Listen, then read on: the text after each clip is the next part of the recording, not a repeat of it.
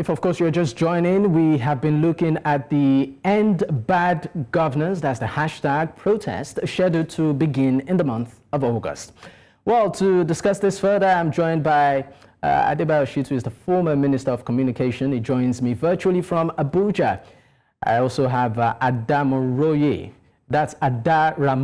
Michael Lenin, is the National Coordinator, Youth Rights Campaign, also joining virtually from Abuja. Gentlemen, thank you for being a part of today's program. Good evening, you're welcome. Good evening. I would like to start off with Dr. Adebayo. I mean, your take on the planned protest. What's your take on it?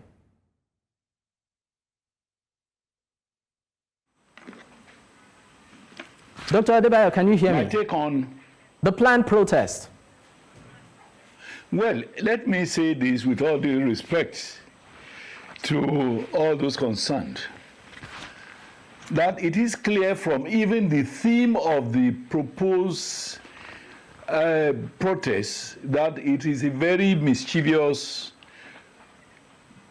protest that is being planned. What is that theme, which is very provocative? And bad governance. What are the indices of the bad governance that we have seen? Is it the fact that subsidy was removed? That is from the perspective of the planners of the conference, of the protest, it is what they sum up to be bad governance. I think that's a very mischievous thing. I grant that in Nigeria of today, we have problems with our economic situation. Life is becoming tougher because prices have gone up. And prices did not just go up, but because it became imperative that enough of pushing forward the evil day. Over the years, unfortunately, Nigeria has not been able to revive its refineries, which had been done for almost 30 years. It is also true that previous government had promised to revive the refineries. Unfortunately, for one reason or the other, that has not been able to be accomplished.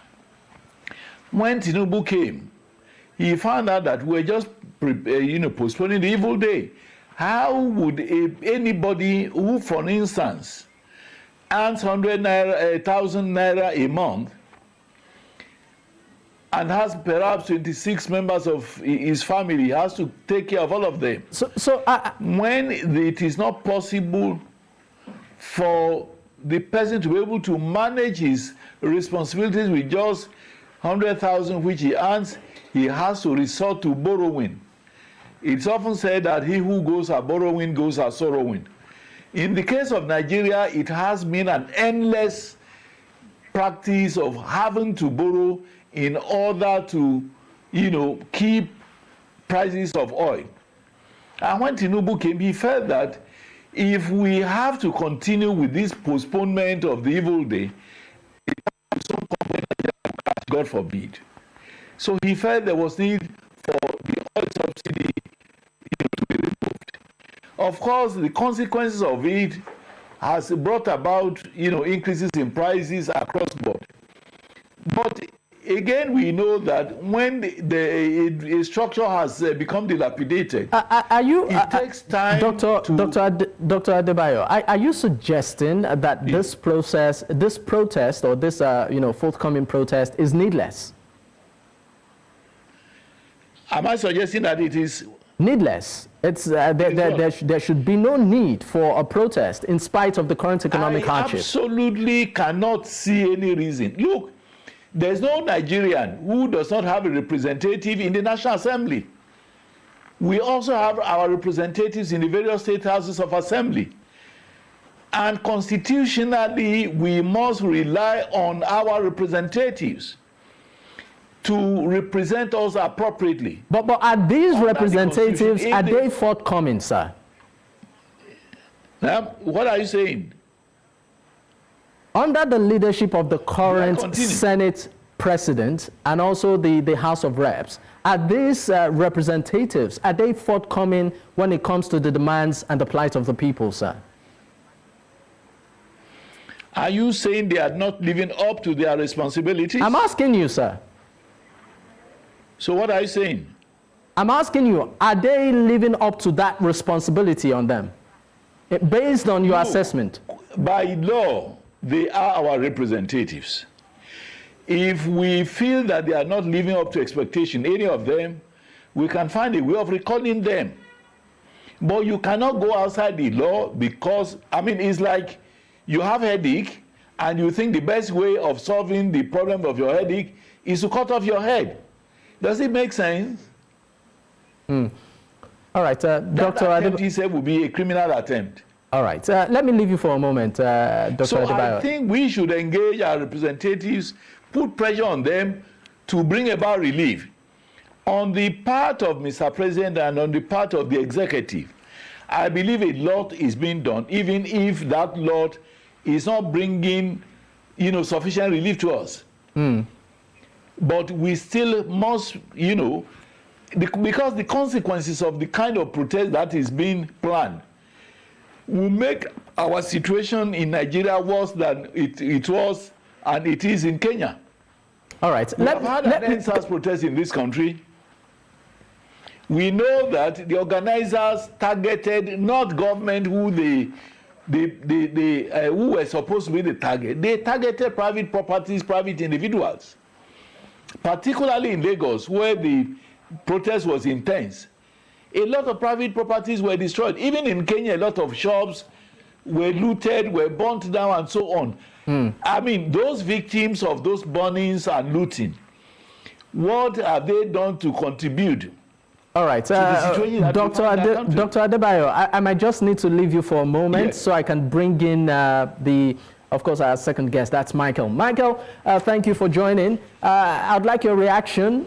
Feel free to react to what the former minister said, and also your take on the forthcoming planned protest. Well, thank you very much. Of course, I listened clearly to what Dr. Shittu said, and it is not surprising anyway, because at first he agreed that Nigeria has economic problems. Who did you mention? Who is contributing? And I want to be able to listen properly to his contribution, please. Okay, right now, Michael, the second guest, is speaking. Michael, what? Yes, at first, he agreed that Nigeria is facing economic problems, but he is trying to disconnect the economic crisis we have in Nigeria from bad governance. So that itself raises the question that how do we find ourselves in this situation, if not that we are facing a problem of bad governance, which is in turn a product of an economic system has enabled the government to unleash this kind of policies on us. Also, when you look at in the last 1 year, the policies of the Tinubu government, when you look at the resultant effect, I don't think you disagree with me that what we have here is a problem of bad governance. For instance, from the very first day, the government of Tinubu came on board. That was last year, May 29th. It was something almost unprecedented in the history of Nigeria that from the very first day, the nation is going to be plunged into crisis. And that itself was on the basis of the announcement of subsidy removal, that petrol price jumped from around 200 naira at that point to about 500 naira. Now Nigerians have to get the same fuel for about 700 naira. That itself is another part of the crisis. The level of inflation we've had in Nigeria itself is what has affected the common people. Today, if you go to the market and compare the price of goods within the last 1 year and now, in fact, even the last 1 year might be too far, within the last 6 months and now, you will see a glaring level of increase. As at April, food inflation is at 40.53%. How do you expect the common people to survive on that basis? So that if Mr. Dr. Adebayo is trying to defend the government, I'm not surprised because he probably does not really feel what people are feeling. He himself is probably disconnected from the day-to-day problems that Nigerians are facing. But Nigerians who have to go to market get goods at very skyrocketed prices, Nigerians who have to receive peanuts and salaries, Nigerians who have to wash as lawmakers spend lavishly Nigerian resources to procure various cars, Nigerians who have to wash to see how the president itself budgeted billions of naira to renovate residents in Lagos that is probably not going to use. To renovate the National Assembly complex, billions of naira. Those people are not going to be convinced that what we have today is not a product of bad governance. Because from all indication, what Nigerians are faced with today is clearly a problem of bad governance. And we cannot disconnect the activities or disconnect the Tinubu administration from the present predicament we have. Yes, I agree. The previous government, both from the Buhari era to the Goodluck and even the previous one, have done badly in terms of delivering good governance to the people.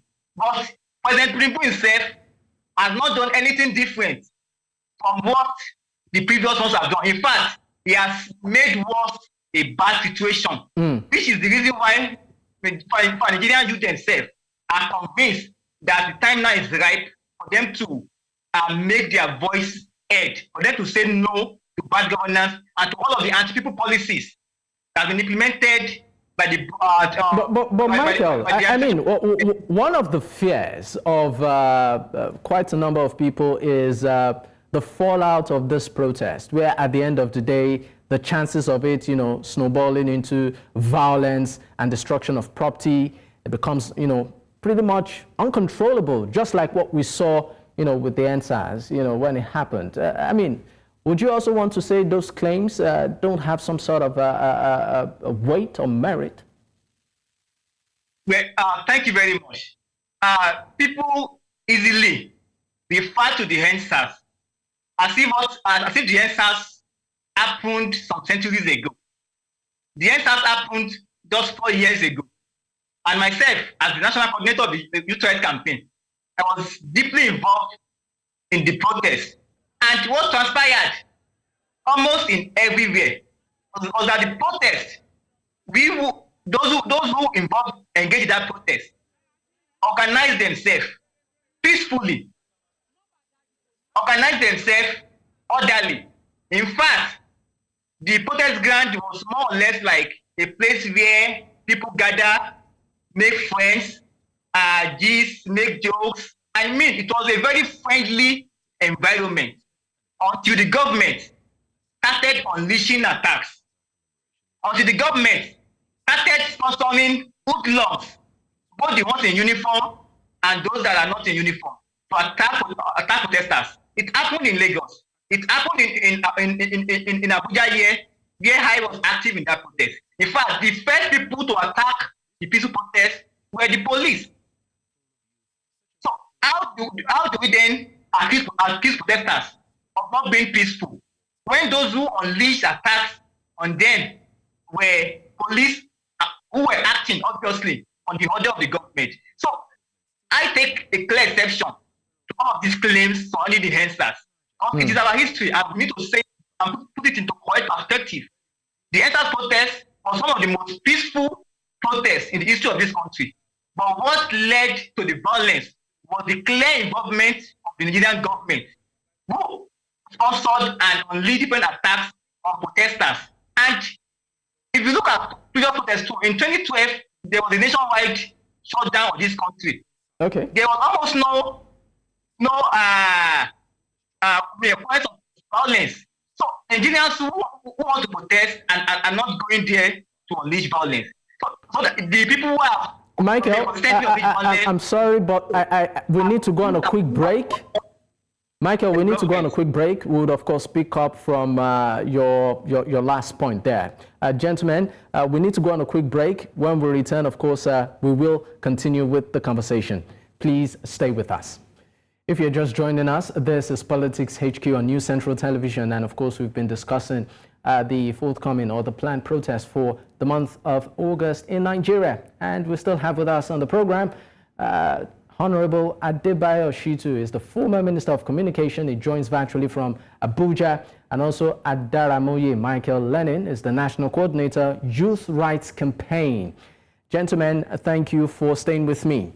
Let me go back to you, Honorable Adebayo.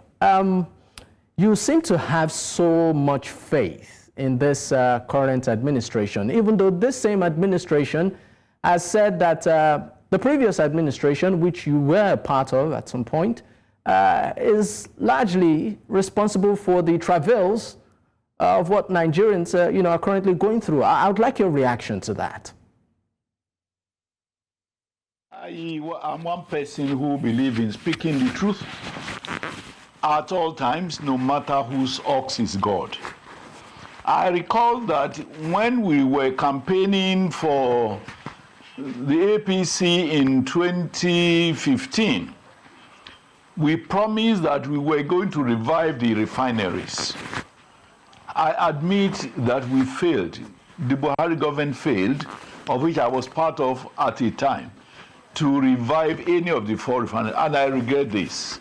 So the current government is not the cause of the failure of the past. Can I just quickly ask, why did the previous administration fail in reviving the refineries? We cannot continue to postpone the evil day.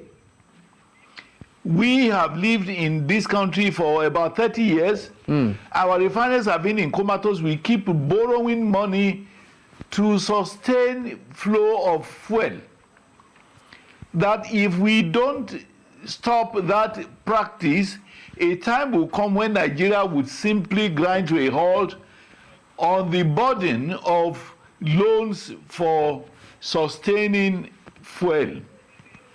So the government did what they thought was right, and I believe that what was done at that time was the most inevitable thing to be done. And ever since, government have been struggling to ensure that refineries, the government refineries are for once, being put up, in a standard, sustainable manner. Of course, government has also assisted the private refinery, operators, to ensure that they come on stream. Unfortunately, with Dangote, the issue of, getting crude oil arose. And I'm happy to say that President Tinubu has called all parties, all stakeholders to a meeting and have resolved, and the NNPC has been instructed to ensure that Dangote gets, regular stream or regular supply of, crude oil. So I think our situation requires some patience. If you are now protesting to achieve what end? Is there any magic to now bringing about, reduction in the cost of fuel, or your target is to prematurely terminate the government of Tinubu? Constitutionally, that will be criminal for anybody. Every government which has been elected has a 4-year period to be in power. At the end of the 4 years, people who are dissatisfied with their performance can vote them, out. But until that time, and unless there's an impeachment process in the National Assembly, it will be unconstitutional and illegal for any persons or group of people to attempt to prematurely terminate that government. So if the theme of your protest is end bad governance, which is governance? Is that the constitutional way to go, or you are trying to take laws into your own hands? Okay, I'm going to get Michael's opinion on this, but I'm going to go back a bit, sir. If you can please just allow me speak. You made reference to the refineries, about 4 of them that, during the Buhari administration, you tried to revive, but it failed. I mean, while you were still in government, to the best of your knowledge, why was the Buhari administration not able to revive those refineries? Well, the easiest hazard for anybody to bring up is that there must have been corruption at a very deep level. Otherwise, if governments have been voting money to revive refiners for 4 years or 8 years, why was that government unable to bring about a revival of not even one of the things of the refineries? So to me, I think corruption must have been at play. And, we in government at that time, including myself, must take responsibility for it. Of course, I was in that government for the first 4 years, and I was not in charge of the petroleum industry. So, but, nominally, as a member of the, first set, of Buhari's government, I also take responsibility. Okay, I mean, but even though you were not in charge of petroleum, you are the mouthpiece of the government back then, Minister of Communication. Beg your pardon? I said, even though you were not in charge of the petroleum ministry, you were the mouthpiece of the government back then. You were the former Minister of Communication under that 4 years. Remember, no, we had a Minister of Information. There's a difference between information and communications. Yes, I'm aware. So I was not the mouthpiece of the Buhari government. Anyway, of course, definitely I'm aware of that. But you are integral in the workings. You must get that right. Yes, definitely I'm aware of that. I was in charge of issues of telecommunications and ICT. Definitely I'm aware of that, sir. Very much aware of that. But let's leave you for a moment and let's move to Michael. Michael, you've had quite a number of things the former minister said, largely saying that this protest is needless. And even asking to what end. I mean, you're a young person, you're an activist. I would like you to react to some of the things you said, particularly in lieu with the current standard of living. The fact that, I was having conversations with people. Even feeding is a luxury right now.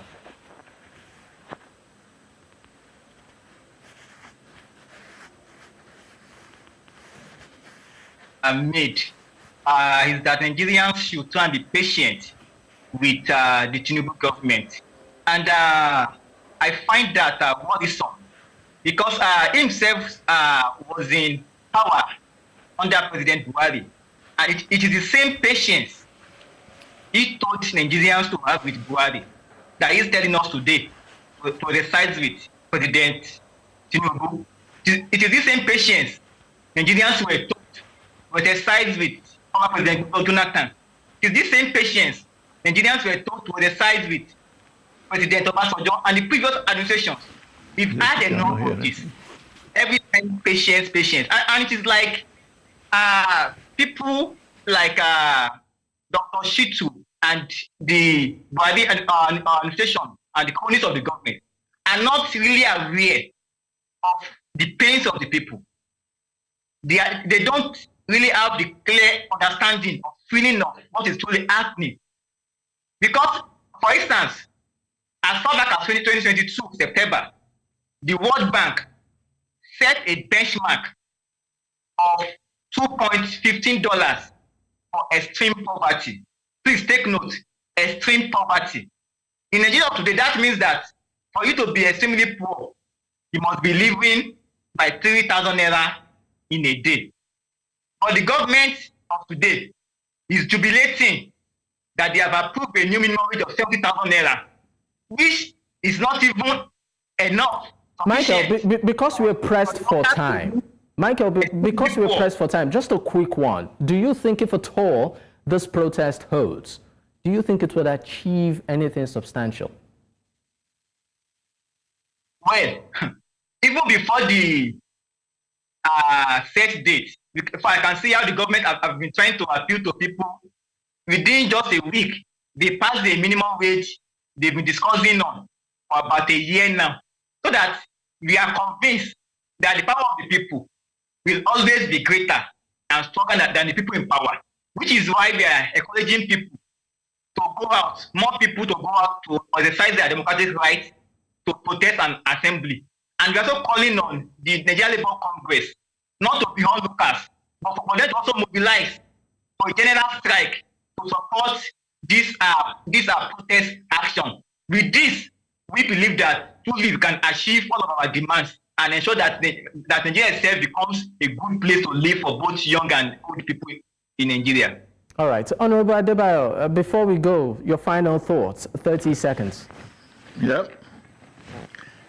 What's the final question? Before we go, your final thoughts, 30 seconds.